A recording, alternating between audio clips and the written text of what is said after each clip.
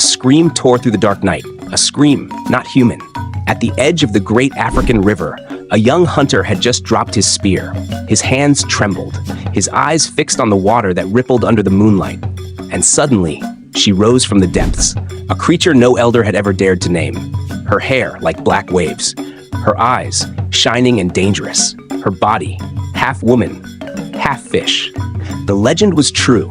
The mermaid existed, and that night, instead of dragging him into the abyss, she whispered 3 words that would forever change his fate. I was waiting. Silence. The hunter's heart pounded so hard he feared she could hear it. His name was Kwamé, son of a fisherman, a brave young man who spent his nights watching the river to feed his village. And before him, risen from the forbidden waters, stood Nayla, the mermaid of the legends. They said she lured men only to drown them. They said she had no soul, no heart. But that night, her eyes shone with something else. Not hatred, not hunger, but a deep, aching sorrow. Kwamé stepped back, ready to flee.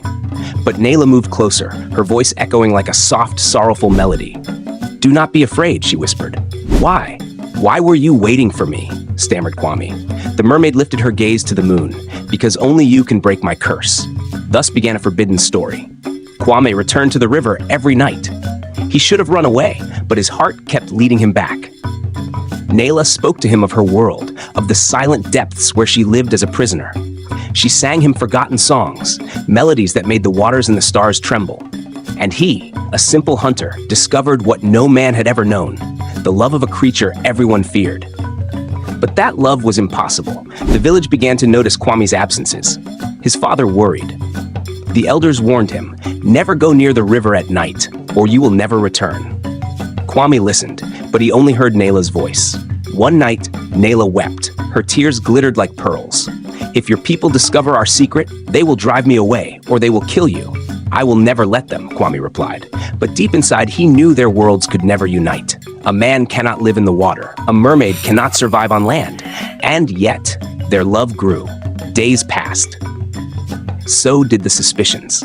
One night, his elder brother followed him. Hiding in the reeds, he saw Kwamé speaking to a mermaid. Terrified, he ran back to warn the village. The next day, the elders summoned Kwamé.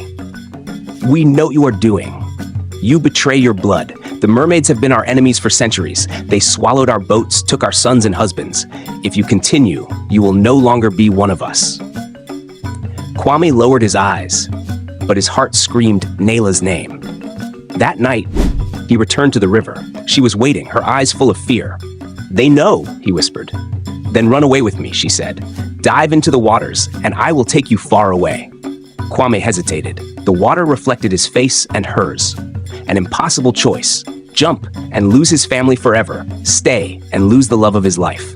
He fell to his knees, torn apart. What must we do? He cried. Nayla placed her cold hand over his. Sometimes, to love is also to let go. The next day, the village organized a hunt. Armed with torches and nets, the men went down to the river. Kwamé rushed to warn Nayla, but she was already there. Their eyes met one last time. The mermaid came close, pressed her lips to his, and whispered, Never forget, even beneath the waters, my heart will still beat for you. Then, in a burst of foam, she vanished into the depths. The hunters caught nothing. Only a young man in tears, kneeling by the shore. Years passed. Kwamé married, had children, but his heart never forgot Nayla. Sometimes at night, when he walked by the river, he still heard her song, a soft, distant melody. And he understood the lesson destiny had given him. There are loves that are not meant to last on earth, but their memory endures, reminding us that to love is also to accept pain. To you who are watching this story, if you were touched by the impossible love of Kwamé and Nayla, show it, like, comment, share, and subscribe so you don't miss the next stories.